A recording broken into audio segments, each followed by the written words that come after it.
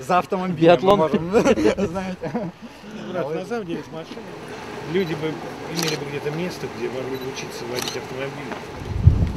Ну, знаете, с фонарем разыскивать. Если нет целиком всей линейки, то есть, условно говоря, в стране не производят машины, не дают их производить. Следом за этим нам не за что болеть. У нас нет гонщиков, мы не работаем на мировом уровне, потому что у нас нет машин. Это замкнутый круг. Понимаете? Поэтому, если вернуть ощущение, как было в СССР, условно говоря, покупайте помойки, там, «Жигули». И все, и начинаете их собирать, делайте собственные требования здесь, у себя. Не связывайтесь с Российской автомобильной федерацией, а просто берете, делайте собственные требования по двигателям, сами их сочиняете.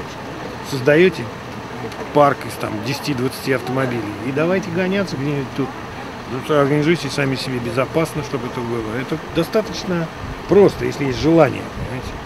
Ну, то есть, хобби вот так, мне кажется. А так, что на папиной машине вечером выехал, лучше, то быстрее. Но это не важно. Понимаете смысл? Поэтому мне кажется, что вот это будет давать дыхание и движение. В каждом месте такое есть, и все же сдвинуть потом нельзя. Спасибо. Давайте, здравствуйте.